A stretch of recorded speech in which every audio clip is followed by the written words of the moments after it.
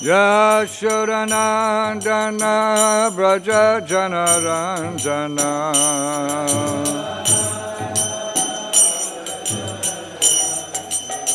Yamuna Tira Vanachare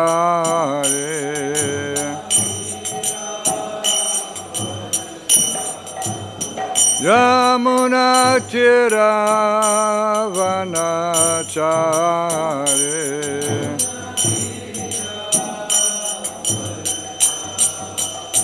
Jaya Radha Madhava Kunja Bihari. Thank you, Michael.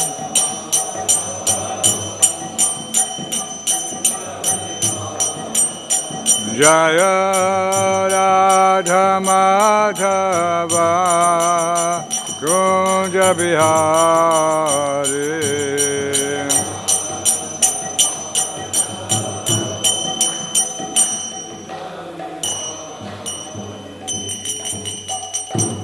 Jaya Vishnupad Paramahansa Parivraj Kachada Sutara Satishi Shrimad His Divine Grace Abhaya Charanavinda Bhaktivedanta Swami Srila Prabhupada Ki His Confounded Chai Divine Grace Srila Prabhupada Ki BBT Founded Chai Divine Grace Srila Prabhupada Ki Savior of the whole world His Divine Grace Srila Prabhupada Ki Ananta Koti Vaishnava Vrinda Ki Grantaraj Srimad Bhagavatam Ki Lord Premanandi. All glory to the Summa devotees. All glory to the Summa devotees. All glory to the Summa devotees. All glory to Sri Guru, Sri Gauranga, and Srila Prabhupada.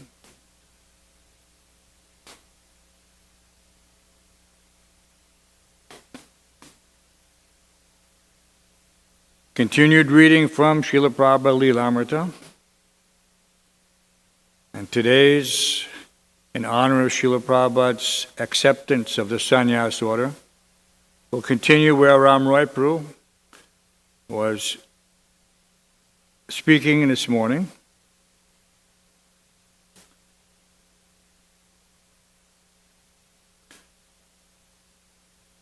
And this chapter is titled A Resident of Vrindavan. Abhai's was a dark view. The golden era of preaching that had flourished in the days of Srila Bhaktisiddhanta Saraswati was no longer. By the influence of Maya, Abhay wrote, now everything is darkness. All devotional instructions have been destroyed. Now everything has been reversed. Meditating on that great personality, possessed of the divine power to save the entire world, Abhay expressed his feelings of weakness and helplessness. Because of those not fixed in devotional service, many branches have spread all over. Your conclusive message did not touch the ear. Where will I get the strength for the Sankirtan movement? How could he? That was Prabhupada. And that's an indication that there was, by saying many temples, it wasn't in a positive light.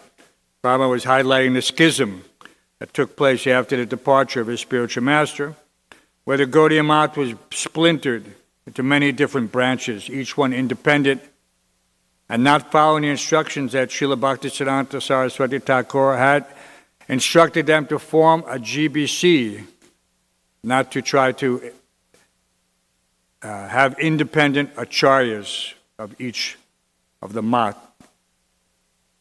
So this is very instructive. So Prabhupada continued. Where's that verse? How could he, a tiny spiritual child, survive without his spiritual father? Now who could save the world, which was so much more oppressed than ever before? Srila Bhaktisiddhanta had said that a dead man could not preach. Only one with life could preach. As long as Abhay and others could deeply regret the Gaudiya Math's failure, there was still life and still hope. If everyone obtained this right and went out and made disciples, then the suffering souls in the world could be saved. It was useless to cry over what his godbrothers had done. Yet in seeing and resenting it, Abai found within the pain of what might have been a continuing spark of what still might be. Abai sent his poem and Vrindavan Bhajan to Keshav Maharaj, who published them in the Gaudiya Patrika. One night Abai had a striking dream, the same dream he had had several times before during his days as a householder. Srila Bhaktisiddhanta Saraswati appeared just as Abai had known him, the tall, scholarly sannyasi coming directly from the spiritual world, from Krishna's personal entourage. He called to Abai and indicated that he should follow. Repeatedly he called and motioned. He was asking Abai to take sannyas. Come, he urged, become a sannyasi. Abai awoke in a state of wonder. He thought of this instruction as another feature of the original instruction of Srila Bhaktisiddhanta Saraswati had given him at their first meeting in Calcutta, the same instruction that his spiritual master had later solidified in a letter: become an English preacher and spread Krishna consciousness throughout the Western world. Sannyas was for that end. Otherwise, why would his spiritual master have asked him to accept it? Abai reasoned that his spiritual master was saying, now take sannyas and you will actually be able to accomplish this mission. Formally, the time was not right. Abai deliberated cautiously. By accepting sannyasa, Vaishnava dedicates his body, mind, and words totally to the service of the Supreme Personality of Godhead, renouncing all other engagements. He was doing that already. Srila Bhaktisiddhanta Saraswati had offered sannyas to his leading disciples so that they could continue his mission. They hadn't done it. Preaching in the West had proved perilous even for the Gaudiya Math's most recognized sannyasis. How could he, a mere householder, presume he could succeed where the others had failed? He was hesitant. The helpless, incapable feeling he had expressed in his Varaha Astaka was there. But now his spiritual master was beckoning him over all other considerations, even over natural humility. Now, although he was elderly and alone, the desire to preach, just as his spiritual master had preached, remained within him, a fierce, though sometimes quietly expressed determination. The Vedic standard and the example set by the previous charyas was that if one wanted to lead a preaching movement, sannyas was required. Srila Bhaktisiddhanta had taken sannyas to facilitate his missionary work. Lord Chaitanya had taken sannyas to further the Sankirtan movement. Of course, Lord Chaitanya was the Supreme Personality of Godhead. But when his young students had been disrespectful towards him, treating him as an ordinary man, he had taken sannyas, because a sannyasi is automatically respected. Lord Chaitanya's acceptance of sannyas was a calculated tactic. As soon as he began traveling throughout India as a sannyasi, he immediately attracted thousands of followers to the Sankirtan movement. Knowing that many cheaters would accept the saffron dress and abuse the respect given to sannyasis, Lord Chaitanya had advised against accepting sannyas in the age of Kali. He knew that cheaters in the guise of sadhus would act immorally, accumulate funds for their own sense gratification, and make many followers simply to enhance their own prestige. Posing as swamis, they would cheat the public. Because the people in Kali Yuga are unable to follow the rules and regulations of sannyas, Lord Chaitanya had recommended that they simply chant Hare Krishna. However, if a person could actually follow the rules, and especially if he had to spread the Sankirtan movement, sannyas was necessary. Abai first had to approach one of his godbrothers for permission. He decided to turn to Bhakti-Vilas Tirtha Maharaj, formerly Kunja Bihari, the leader of the Chaitanya Math in Calcutta. Abai still thought of the Chaitanya Math as the headquarters of his spiritual master's mission. During the heated legal disputes, the Chaitanya Math had been the most prized acquisition, and since 1948, it had been under the legal ownership of Bhakti-Vilas Tirtha Maharaj. Now, although each sannyasi had his own place or places, the Chaitanya Math and Bhakti-Vilas Tirtha Maharaj legally represented the Gaudiya Math entity. Abai felt that if he were to take sannyas and go preach in America, he should give the Chaitanya Math the first opportunity to support his work. In April 1959, Abai wrote to Tirtha Maharaj, inquiring about sannyas as well as about the Chaitanya Math's printing some of his manuscripts. And since no one was going abroad, he volunteered to do so on behalf of the Chaitanya Math. Bhakti-Vilas Tirtha Maharaj replied that Abai should first join the Chaitanya Math. He mentioned the strife that still lingered. Those who are acting against Chaitanya Math, they are motivated by their individual ambitions. Anyone who was against the Chaitanya Math, he said, was acting illogically and against the instructions of Bhaktisiddhanta Saraswati. So according to Tirtha Maharaj, the thing for Abai to do, the thing he had neglected to do for so many years, was to join the Chaitanya Math and act under his direction. Tirtha Maharaj mentioned several members of the Chaitanya Math who had recently accepted the sannyas order, and he said that Abai could also become one in time. He invited Abai to come reside at Chaitanya Math. The houses we have there are rooms that are airy and well lit. We will treat you exclusively. There won't be any difficulty. We will take care that no inconveniences are caused. But as for printing books, we're eagerly awaiting to print the books like Satsandarbha Vedanta, based on devotional service, and many other rare books by the Goswamis. First, we will print them. Books written by you will be checked by the editorial staff, and if the funds can be raised, then they can be printed according to priority.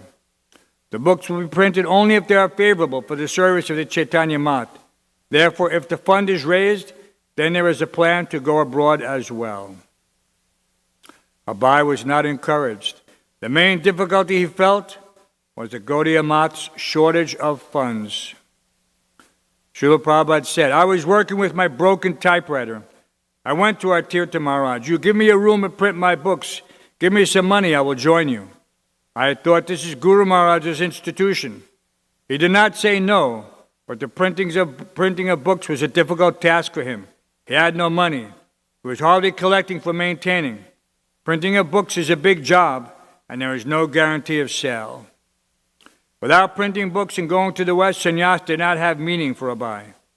And who knew when Tirtha Maharaj would sanction his taking sannyas?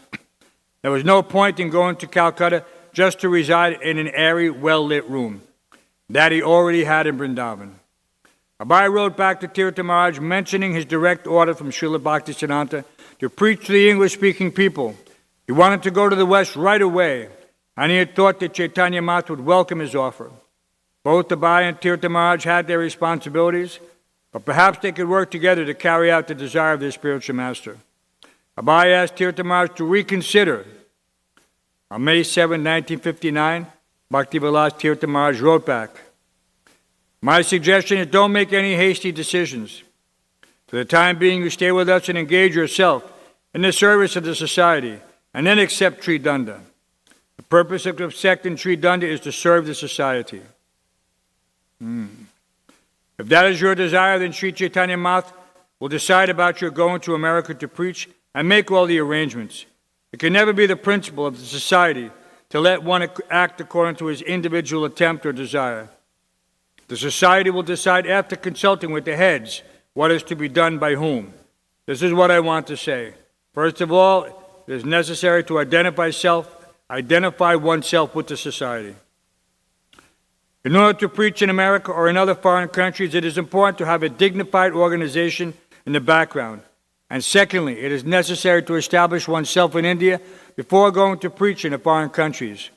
Now that there are no conferences or meetings in the West as before, communication is done through the media of television. Srila Prabhupada ki. There is more here. We can go on after. But the point, Prabhupada is feeling frustration, and rightly so. These arguments were not there at the time of Srila Bhaktisiddhanta, who undertook great expense to send his leading sannyasis at the time. So if he could do so then, what is the problem now? So his arguments were not well constructed, and Prabhupada could see right through them, that this is just an attempt to subordinate Maharaj under the Gaudiya Math. And that's, Srila Prabhupada already had his direct instructions from Srila Bhaktisiddhanta. And the Gaudiya Math, for whatever reason, was not honoring them, although they were well aware of them. And Prabhupada repeated them again, specifically for that purpose. But let's continue with the Bhagavatam for today.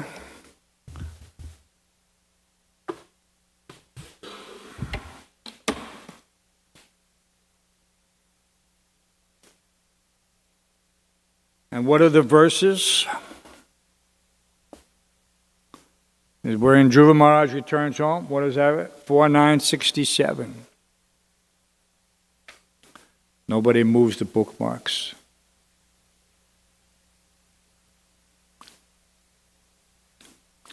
Reading from Canto 4, Chapter 9, Text 67, chapter titled Dhruva Maharaj Returns Home. Atmanam tra bhavyasam Atmanam cha pravayasam Akalaya Vishampati Akalaya Vishampati Vanang Virakta Pratistad Vanang Virakta Pratistad Vrimrishan Atmanogatim Vimrishan Atmanogatim. Please chant. Atmanang cha pravayasam Akalaya Vashampati Vanang Virakta Pratisad Vimrishan Atmanogatim. Atmanang cha pravayasam Akalaya Vishampati Vanang Virakta Pratistad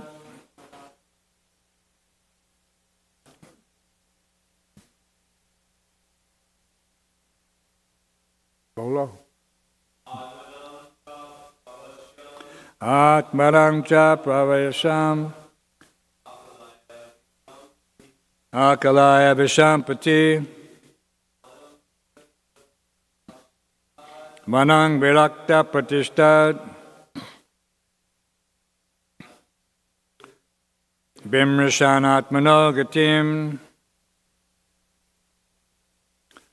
10 times, boys. Atmanam Travayasam Akalaya Vishampati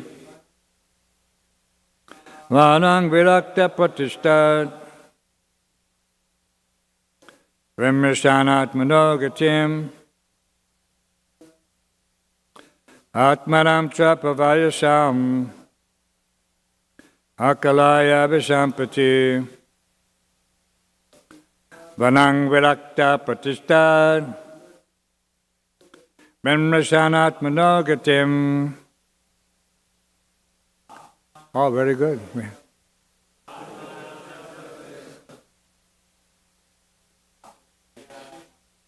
Akalaya Vishampati Vanang Virakta Pratistad Vimrishan Atmanogatim. Atmanam cha pravayasam Akalaya Vishampati Vanang Virakta Pratistad Vimrishan Atmanogatim. Anyone else?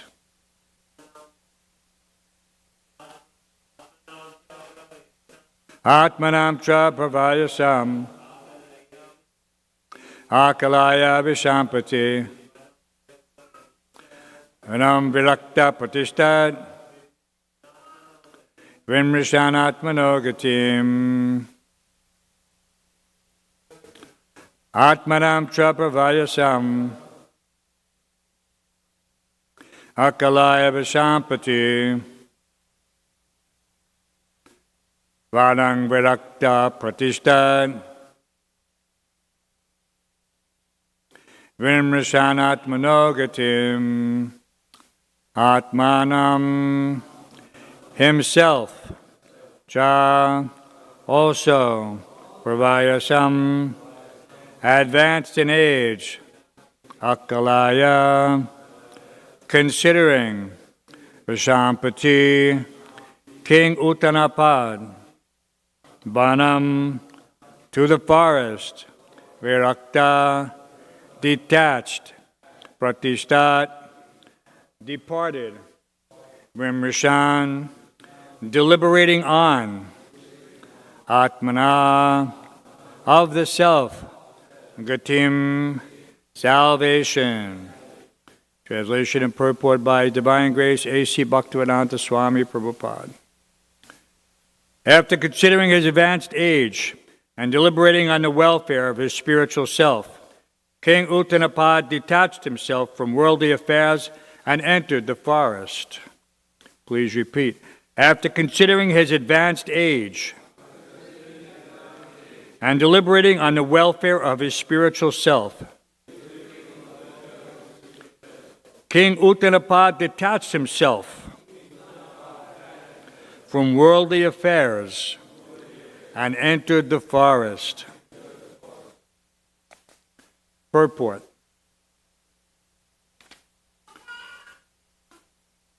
This is a sign of a Rajarsi. King Uttanapad was very opulent and was emperor of the world, and these attachments were certainly very great. Modern politicians are not as great as kings like Maharaj Uttanapad, but because they get some political power for some days, they become so much attached to their positions that they never retire unless they are removed from their posts by cruel death or killed by some opposing political party. It is within our experience that the politicians in India do not quit their positions until death. This was not the practice in olden days, as it is evident from the behavior of King Uttanapad. Immediately after installing his worthy son, Dhruva Maharaj, on the throne, he left his home and palace. There are hundreds and thousands of instances like this in which kings in their mature age would give up their kingdoms and go to the forest to practice austerity. The practice of austerity is the main business of human life. As Maharaj Dhruva practiced austerity in his early age, his father Maharaj Uttanapad in his old age also practiced austerity in the forest. In modern days, however, it is not possible to give up one's home and go to the forest to practice austerity. But if people of all ages would take shelter of the Krishna conscious movement and practice the simple austerities of no illicit sex, no intoxication, no gambling, and no meat eating, and chant the Hare Krishna mantra regularly, 16 rounds, by this practical method, it would be a very easy task to get salvation from this material world. Thus end the Bhaktivedanta purports of the 4th canto, 9th chapter of the Srimad Bhagavatam, entitled Dhruva Maharaj Returns Home.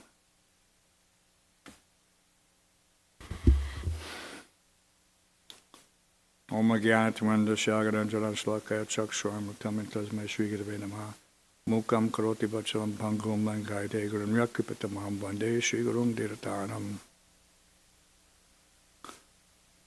So this is the formula that in ages past, in order to get relief from the hectic life of the royal court, and to take care, as it said here, of his spiritual self,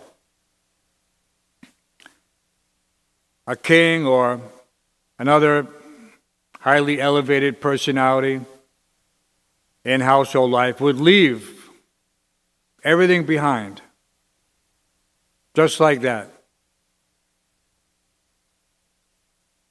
There was no hesitation, because they understood that this was essential in order to achieve the highest goal. And what is that highest goal? Here it's described as Gatim, but in other places, Param Gatim. So this salvation in many places is interpreted as the supreme salvation, going back home, back to Godhead. and that is obviously the goal. But in many instances, unless one was fully instructed at an early age, he would not know the actual goal. And in practicing austerities could simply be an exercise in futility. One has to know the goal. And so everyone here, we understand, Tyaktva Devam Punarjanma Naiti Mamiti Sojana. That if one understands the transcendental nature of Krishna's appearance and disappearance, then he goes back to the supreme goal. That is the ticket. Just like when you go into the train station, you walk up to the counter, you don't say, "Give me a ticket." You announce your destination. "Please give me a ticket to Bombay." On the Rajdhani. Not just any train. You want to go on the Rajdhani, the fastest train. And so this process for us, this is also the most direct route. So, but one has to know, so I want to go here and I want the most direct route. And so the most direct route, according to what we saw, Lord Chaitanya's formula, he understood that one cannot take sannyas. 99% of the people cannot take sannyas. Right? But if one simply leads a life of renunciation, even within grahastha life, then he is as good as sannyas. Right? Renunciation in the Bhagavad Gita is also clarified and quantified. It says, "Not he who lights no fire or performs no sacrifices." Because then once one has taken sannyas, he no longer has to perform these ritualistic activities. Right? As grahastas, they have to, every day technically, in household life, in days going by, the householders would perform sacrifice, light the sacrificial fire, perform the homa. There's a daily ritual, not just on some occasion, some samskar. Every single day. But when one takes sannyas, he no longer has to perform these rituals. Because it's understood that he has transcended them. So sannyas doesn't mean necessarily that one has to change dress, but he certainly has to change his mind. All right, that's the definition of sannyas also they gave in Lilamrita. Body, mind, and words. When Prabhupada was giving the sannyas initiation in 1976 in Mayapur, all the candidates there, he was explaining what this sannyas means. And he specifically said, first he said that he gave a definition that what is surrender.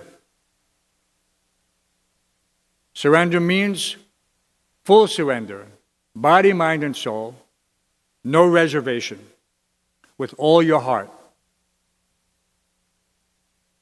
Very simple, condensed definition. Body, mind, and soul, full surrender, no reservation. What does reservation mean? Doesn't mean a train reservation or a plane reservation. It means you're holding something back. Right, that type of reservation. Prabhupada was speaking in that context. Not holding anything back. Reserve means what does you keep some money to the side for a rainy day. That's called your reserve funds. Right? But to take sannyas, to fully engage properly, one has to cut that safety rope, so to speak. You have to be fully dependent on Krishna. And then that can be described as full surrender. Right? But if one is holding anything back, then what is the meaning of taking some external dress? Right? If in his mind he's contemplating so many other things, but not with the interest of the spiritual master's instructions. Anyone who takes the orders of the spiritual master seriously, he is technically already sannyas. No need to change cloth. But there are many misconceptions in this regard. We have different definitions. We understand what Grihastha life is. Prabhupada is giving. So just before he asked, so before he took sannyas, he wrote that book, Vrindavan Bhajan. And he wrote that critique. And what he saw was the failure of the Gaudiya Math. Very pointed. He wasn't mincing words. But Vrindavan Bhajan was a confession. How he was feeling.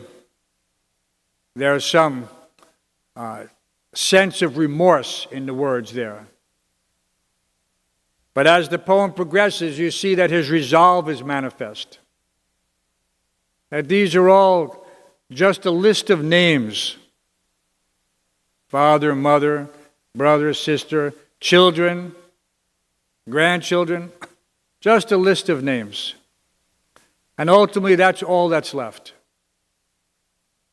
We were driving back from Long Island yesterday, and I was showing Bhakti Dasan this big cemetery that you pass by in Brooklyn when you go on the used to be called, well, now it's called the Jackie Robinson Factory, but it used to have a different name.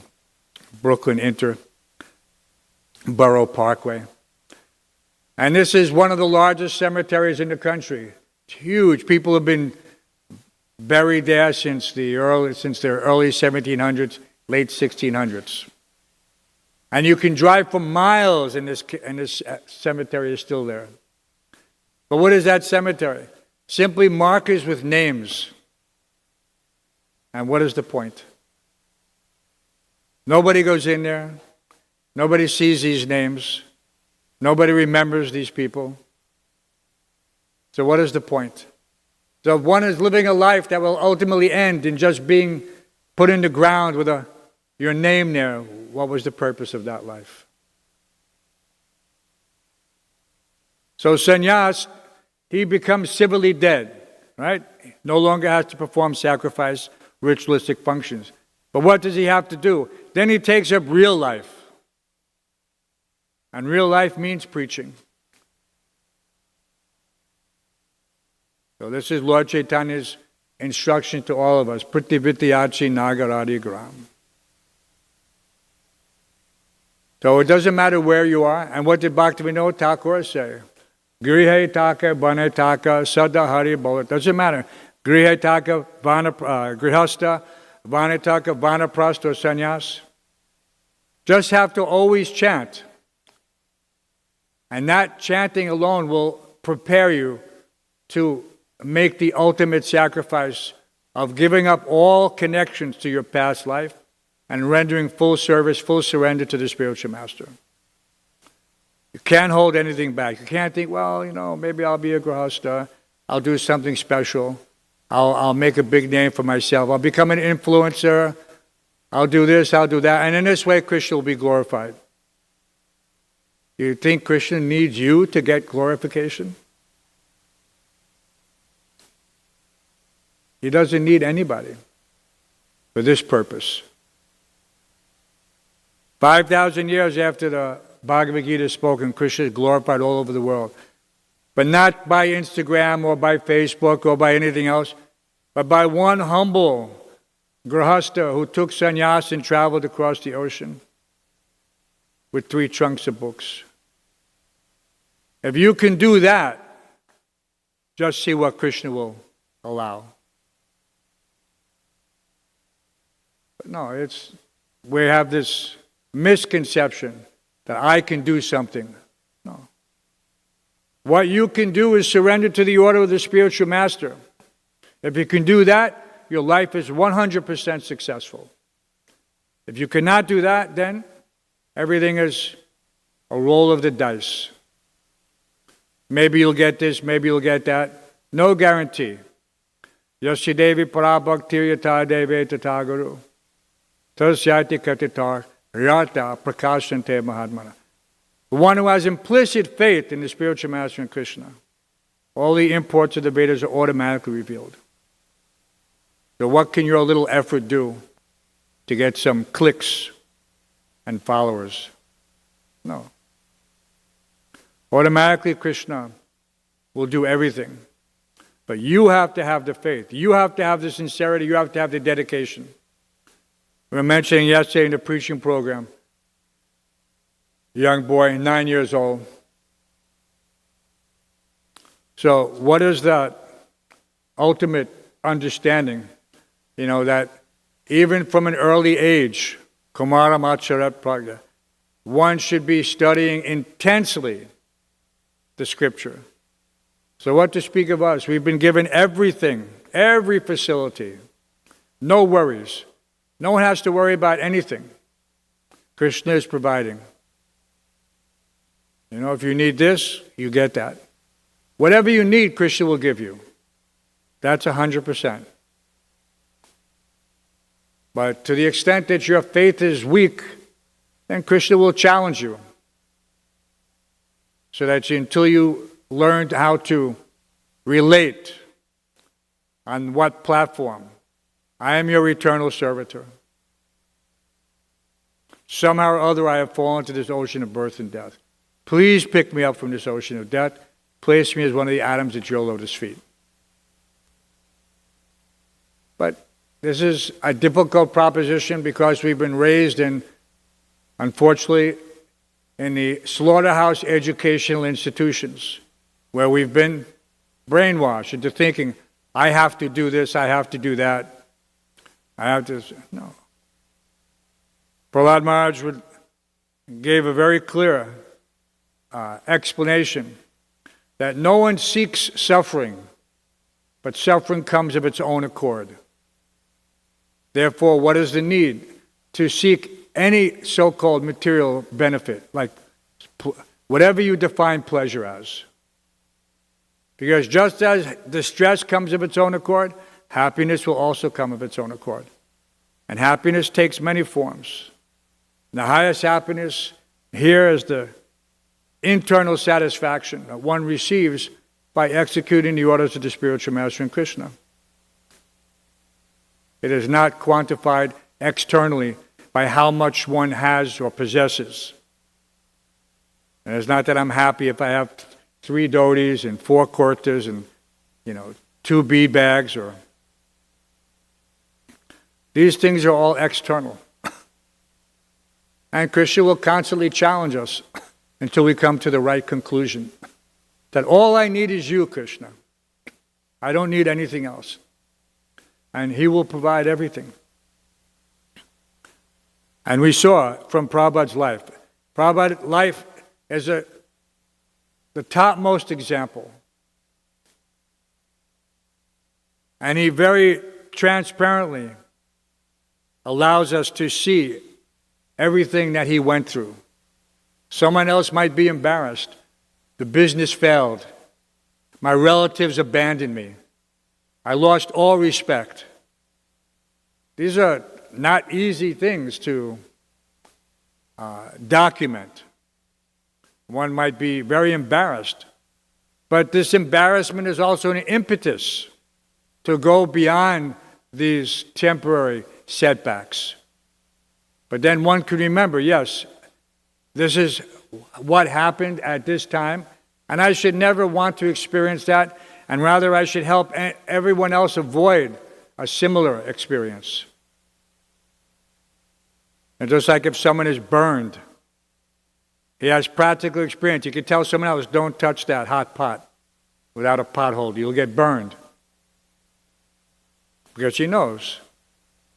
So material life is like that. We can practically tell anyone that this is all Shrama eva hi kevam, a useless waste of time, this material life.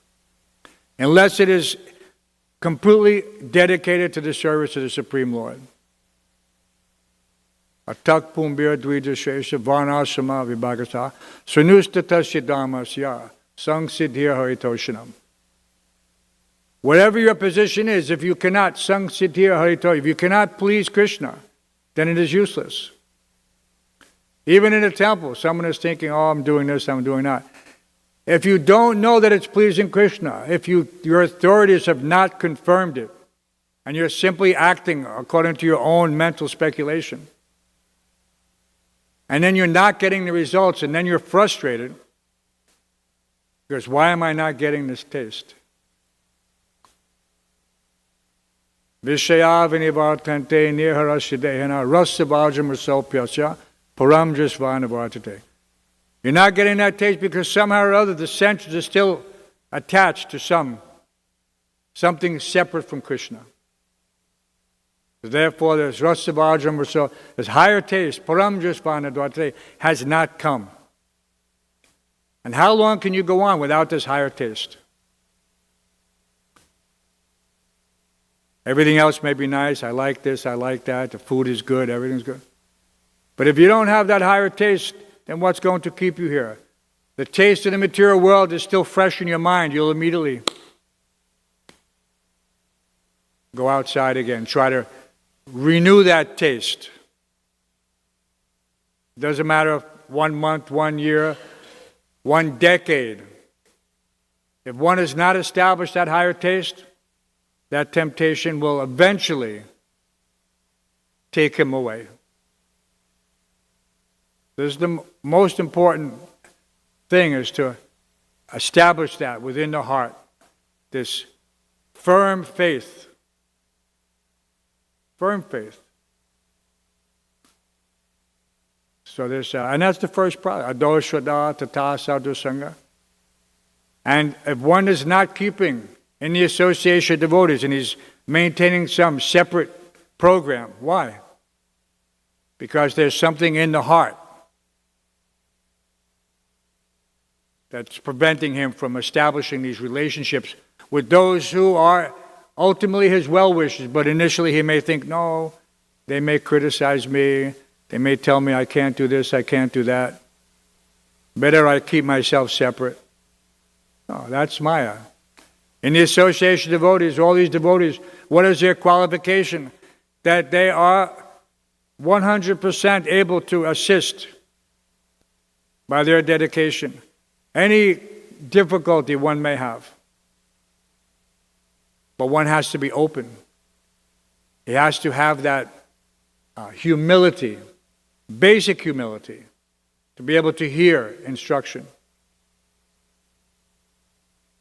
Because after all, what is the point? When the father is giving instruction to the son, is the son very happy to hear that instruction? No, usually not. But if he follows it, it will be to his benefit. Because the father has so much more experience. What do they say? Been there, done that. Only trying to save that person some difficulty. That you don't have to experience what I've already experienced. I'm giving you the benefit without the hardship. So this is there. We can tell anyone that if you really want to be successful in spiritual life, you have to control the ego in order to get the full benefit of the association of the devotees.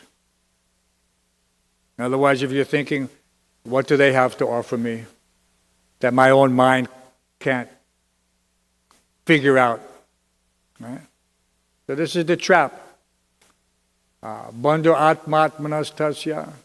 The mind is the best friend or the worst enemy. And we've seen it. And so these kings, they're going to the forest because they have to detach themselves. They don't have the benefit of a temple to live in with like-minded souls. So we have everything. This is the richest environment for reaching the highest goal. Right? People form business associations like the Rotary Club or the Lions Club, and Prabhupada used to use those as an example. And if one wants to be successful, he joins such an association. Because in that like-minded association, he gets to network, he gets to pick up some tips and tricks and some hints and whatever. And this way he advances his own agenda. Because our agenda is the spiritual master's agenda. But this association is the same principle. Many together executing prosecuting spiritual life is very difficult for Maya to enter into. But if you keep yourself separate, then Maya can target you very easily. So don't do that. Even in the material world, in the military, they have what's called a buddy system. Because things happen. So better for two people to put eyes on it, to have the ability for one to compensate for the shortcomings of another. Especially it's prominent in swimming. When you go into the water, two people, in case one person has trouble, there's another person there to help them. So in spiritual life, you also have a buddy system. If you can't say that this person is my friend, then you haven't taken advantage of the life in the ashram yet.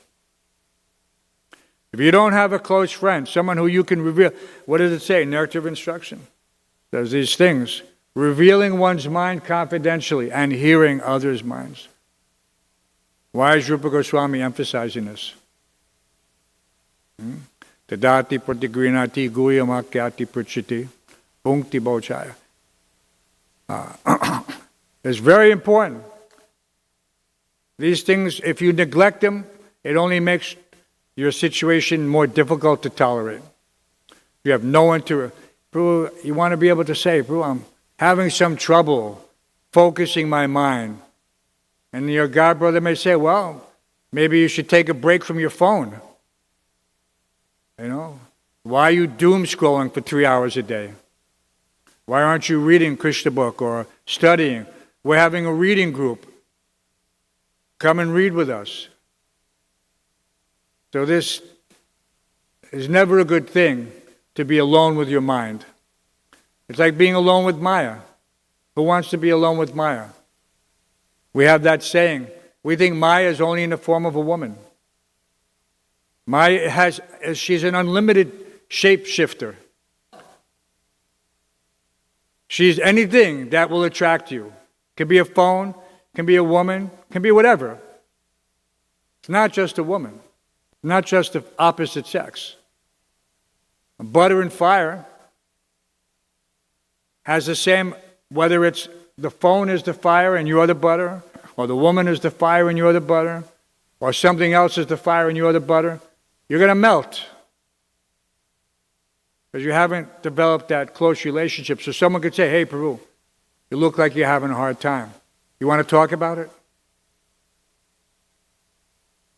There's no harm in that. That's not an invasion of privacy in an ashram.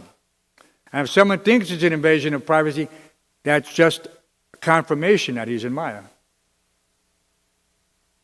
Because you can't talk about it. Maybe he's embarrassed.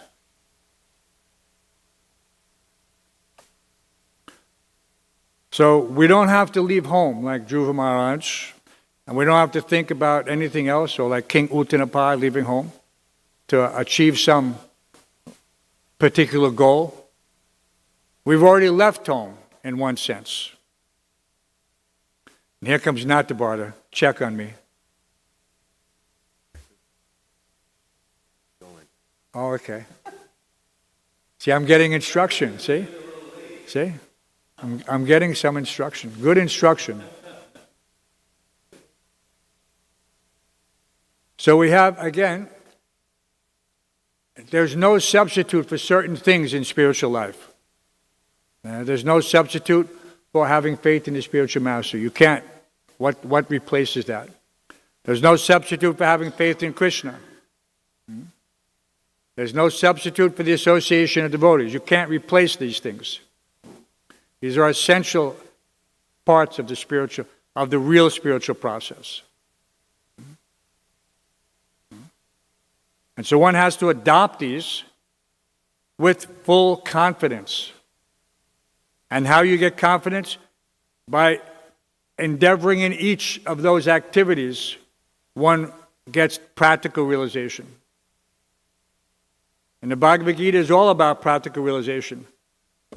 And confidential knowledge, what is that? Second verse, right there. It says, Raja Vidya Raja Guyam Pravichamidamuttamam.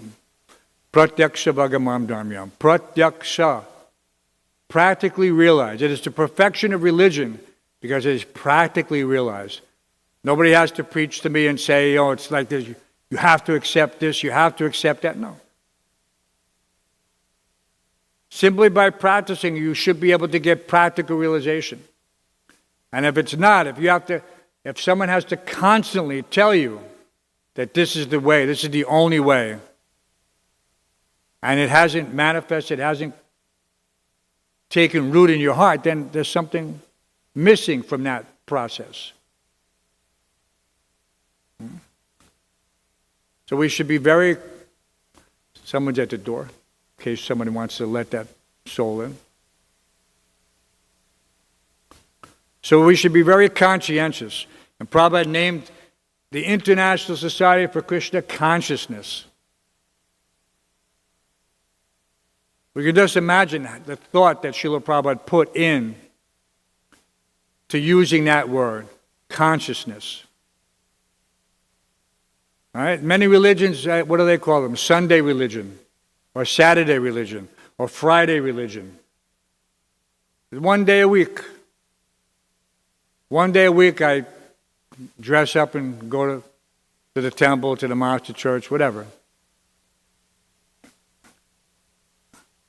But that consciousness is a 24/7, 365 endeavor. I'm always thinking of something.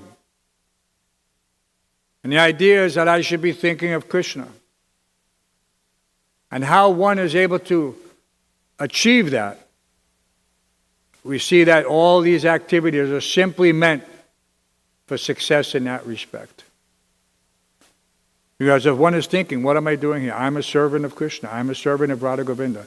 I'm a servant of Srila Prabhupada. So what is my consciousness? My consciousness that, yes. Satatam kirtayanto mam yatantascha judavrataha. Always chanting my glories, endeavoring with great determination. Such souls could constantly worship me with devotion. So everything is clearly delineated. We only have to say, okay, I'll do this. Let me do this. Just like so many things are the mind is proposing, do this, do that. You just have to change it around and say, let me do something for Krishna. When the mind says do this, and it's not Krishna conscious, just flip it.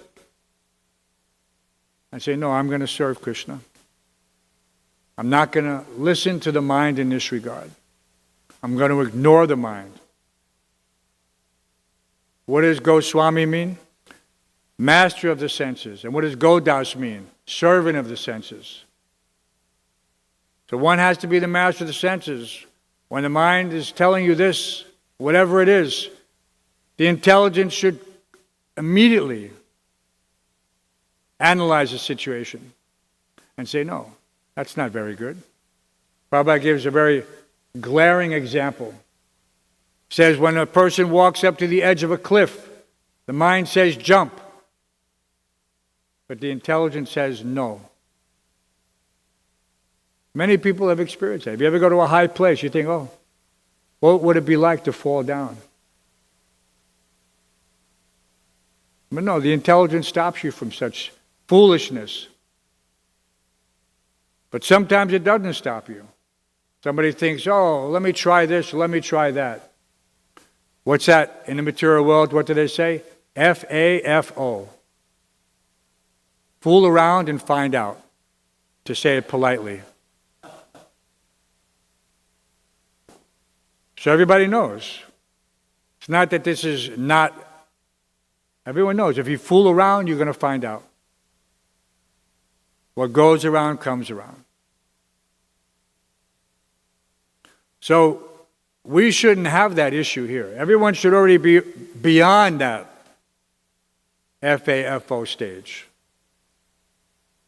Because you should have already left it behind. All your youthful impetuousness. So we can open up the floor for questions. There's We've heard that there is a little delay in the breakfast transfer. I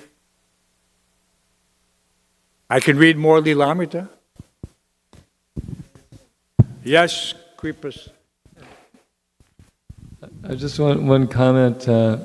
You're talking about different definitions of sannyas. And there's actually Arjuna asked Krishna, what is sannyas and what is renunciation? And so I thought I'd read that because it's always nice to know what Krishna said.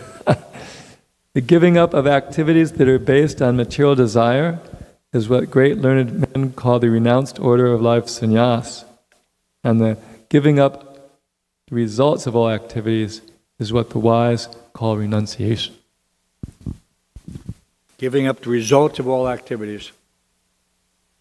So let's get an example of those results.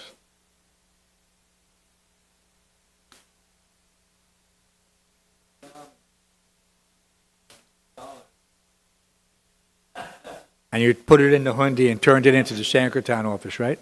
The result gave it the results of all activities. Okay, that's one.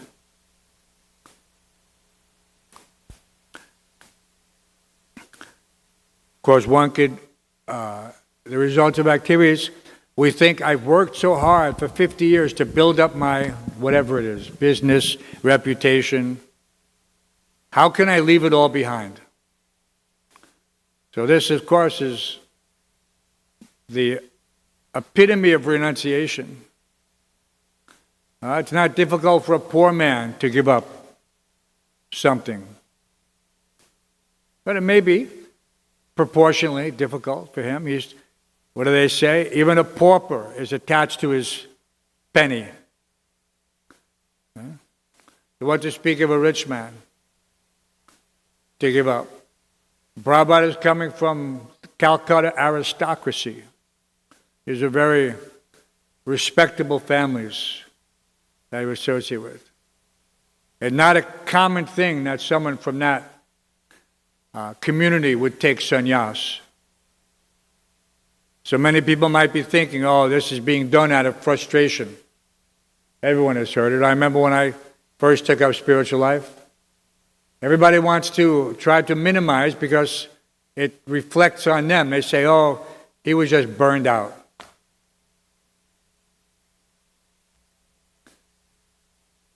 He burnt out from the material world, which is certainly true. And someone who's not burned out from the material world, he's not very intelligent. He's thinking, what is that verse? Matirna Krishna paratak svatova vitobi padyeti grihavatanam adanta gopir vishitam tamisham punak punas charvata charvananam. The purport of this verse, Matirna Krishna, that everyone in his life, grihastha life, he has no real outlet to get away from this continual dark well of material existence. Griyam andakupam, dark well. Grihastha life is considered to be like a dark well. Why is it dark well? Because it's like a trap. When they say dark well, it doesn't mean that a well that has no light. In many places in India also, when a well becomes unused, it becomes covered by long grass.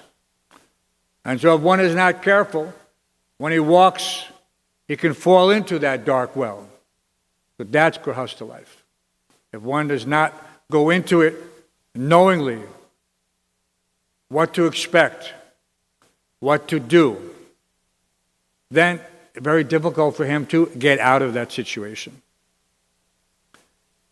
And then punak punas chavata chavananam means he'll continually chew that which has already been chewed. And so what's the analogy there? Chewing the chewed. Means that the flavor is not there, but one continues to try to extract something. All right, it's just like in India, you have a sugarcane machine. Sugarcane juice, and you have the vendor on the side of the road, and he puts the sugar cane through the press once, twice, thrice, and then it just lies in a heap. It's finished. There's no more juice in it. But it looks like sugar cane. So if one is foolish and he picks up this piece and he begins to chew it, he won't get any taste. But the promise of enjoyment is there, because sugar cane, in its natural state before it's crushed, it's full of juice. Once the juice has been extracted, it's only fit for the animals. So human form of life is not meant for this chewing the chewed.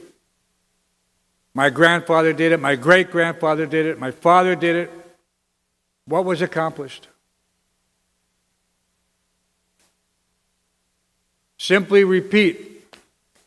What did the materialists say? I'll think of it. But they have a saying about that, like wash, rinse, repeat, or rinse, repeat. That's just a cycle.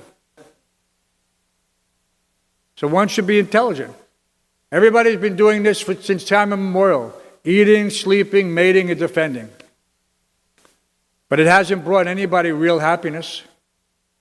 The richest people in the world are committing suicide. People with the most beautiful wives are divorcing them.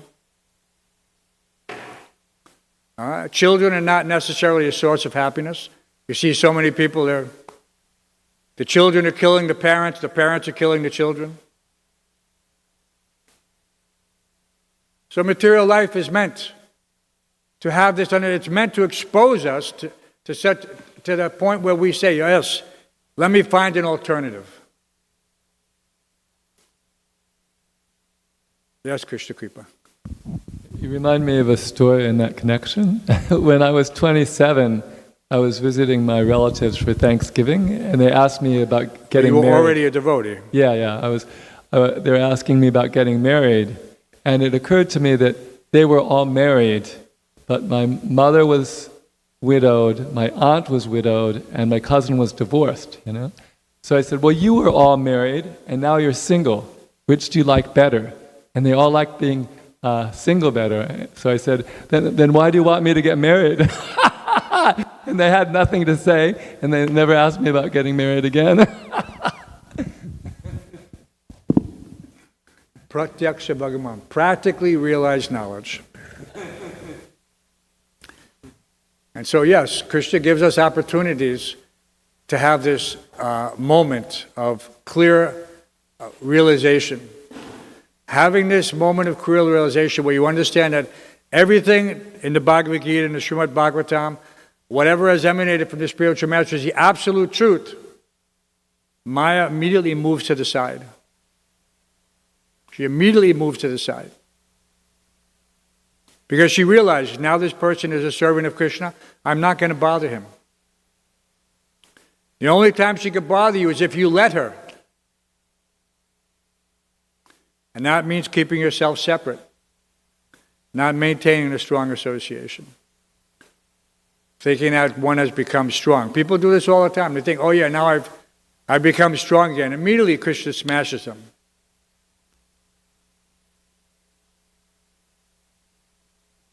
So we're always better together. That's why it's the International Society for Krishna Consciousness, not the International Society for Independent Krishna Consciousness. So, any other questions? Loudly, Bhakti Dasan, or grab the mic.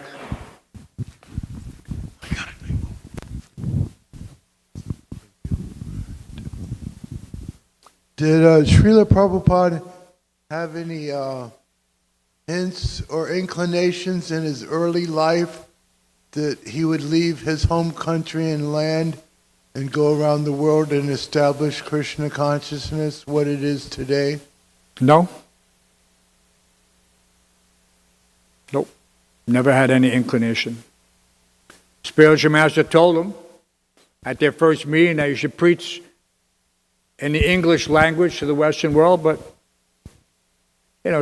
sometimes someone is thinking this person is giving me an instruction.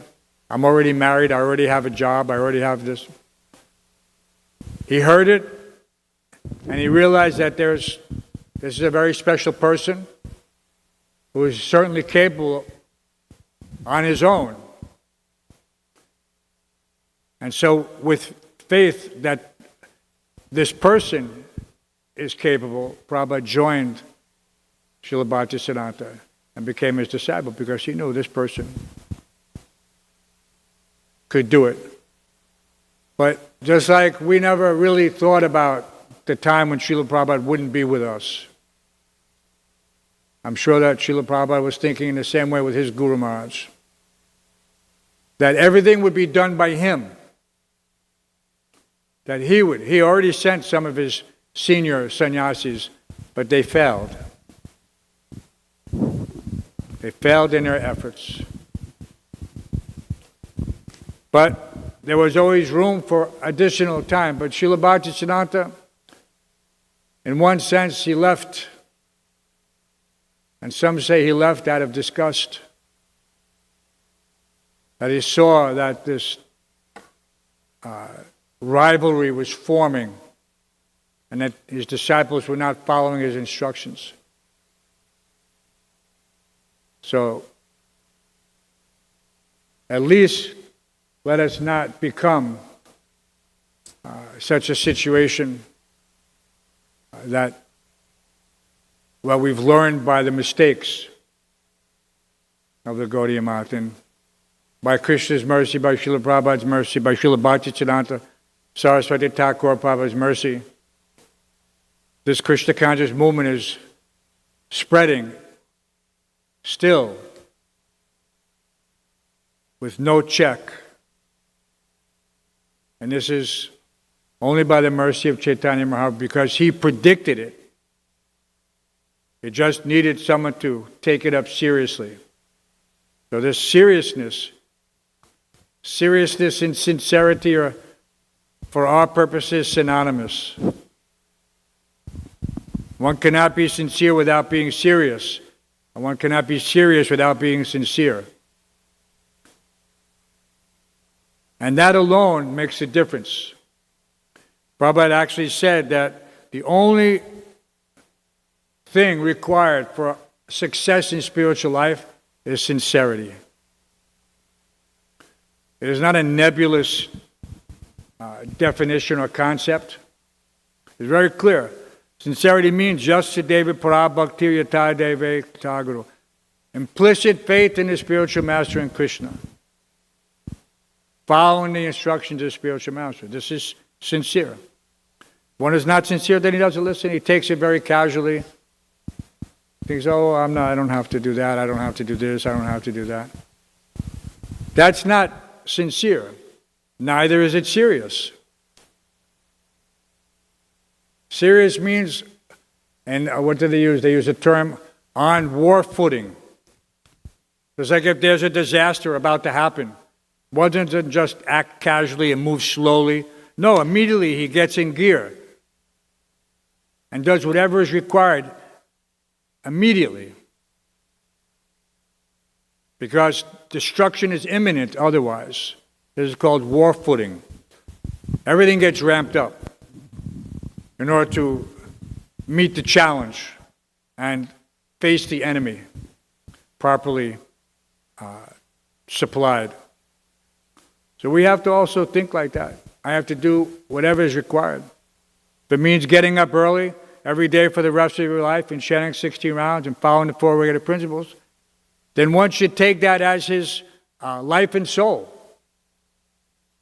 Because after all, it is the instruction of the spiritual master. And that is the definition of life and soul. That is the definition. The order of the spiritual master is one's life and soul. Nothing else is there. And there's so many instructions are there. Take the simple one, if you like, and execute it. Rise early. Okay? Don't be lazy. Don't think that this temple is just some hotel. Right? It's optional. No. Prabhupada said even if one is sick, one should attend the programs. There's no... And if one is really sick, Prabhupada said, then he should fast. That was because we were all young and Prabhupada was our father. He gave very clear instructions. If you miss Mangalartik, you fast that day. Why did you miss Mangalartik? If you say, I'm sick, okay, so you fast all day. That was the formula.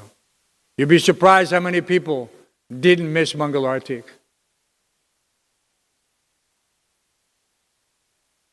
Because what, the mind is very, how can you say, pernicious is the word. You can look it up. That's a word for your vocabulary, pernicious.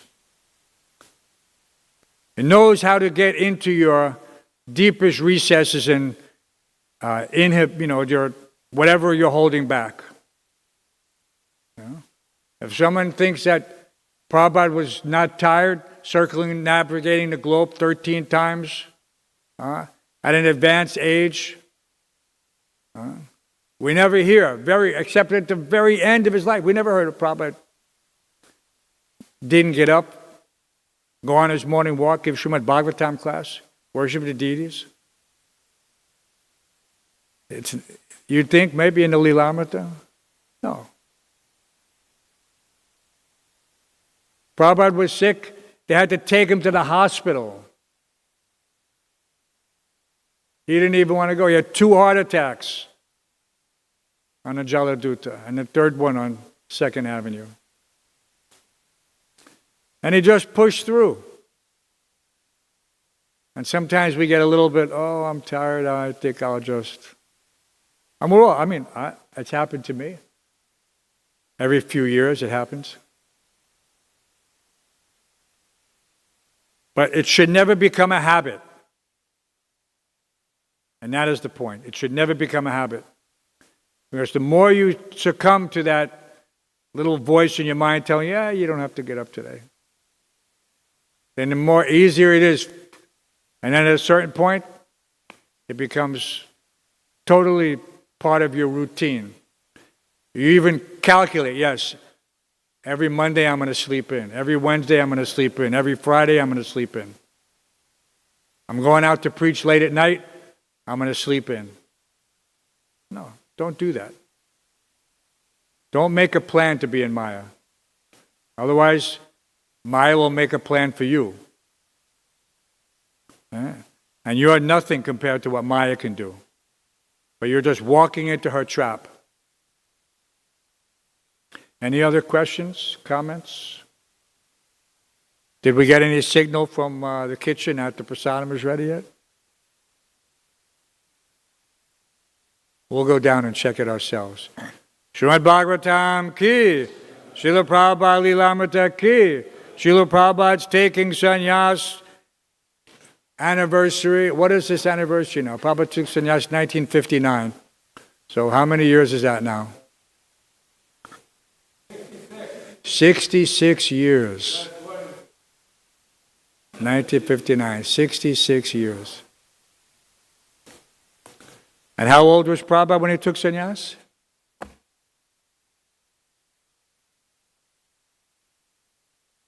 From 1896 to 1959?